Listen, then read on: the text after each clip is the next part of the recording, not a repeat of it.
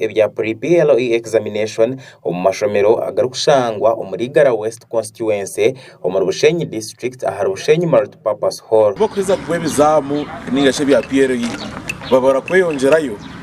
ushanga ngo na munonga nk'abana babishi habaho ari pregnancies habaho ari marriages abana ababoje ushanga bazo boda na nebindi hamwe na nebintu ibindi nko bushumba burundo bweyongera ko kuza kubuza a number of people mu school dropouts kandi twata revamping ibintu bya education twarangu twakwatara abana n'abazire n'amashomero nago gahika tukabateka mu moraro ningasho muhimbo go kugira ngo abana ko barahike bazomusiniya wanu then ejo chain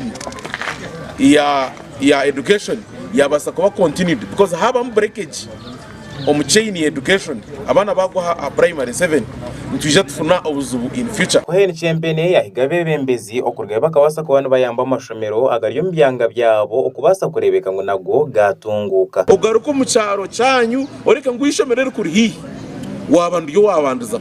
obanzorebe what can you do no basa kubahereza cyo kwikumiza smint kugira ngo ze kombeke kizimbe no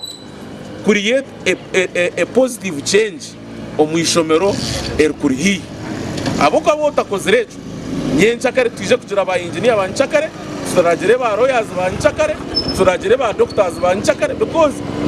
chain ya education ebire kato Moses Rutafa or inspector of schools ahabwa Bushenyi district kando wajwekera district education officer yasima koheni champion foundation ahabwo buhereza obuyahereza beji arikubahereza bigeze bi kando gunagira ngwebi nibija kuyamba beji okuba marobwoba abo kuba twatunga abantu nkabo kuzo mu district bakaturetera set says abana mbazikora bazumanyira ushanga baza kata time ya PLE baba batine bwoba bamwe ahari bakuru b'amashomero abatunga bigeze bi nibagira ngo bashemerwa kandi nebesiga ngo bigeze bi nibija kuyamba beji babo omukoraje twashemerwa munonga izo ngahe teachers ba Igara West constituency abwa examinations ezatuhebwa council Cohen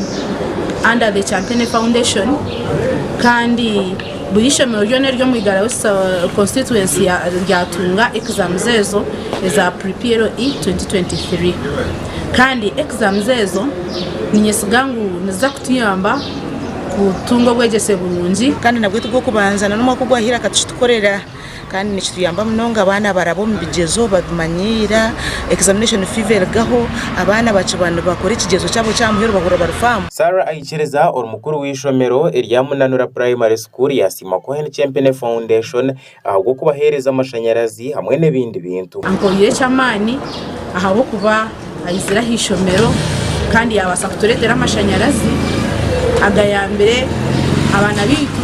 abantu bashukunga chance yo kushoma yiciro kureba amashomero agatunga bigeze bi harumuka guhagarya umugombora eyakakanju betoma hamwe na town council eyakizinda hamwe na gandi any other person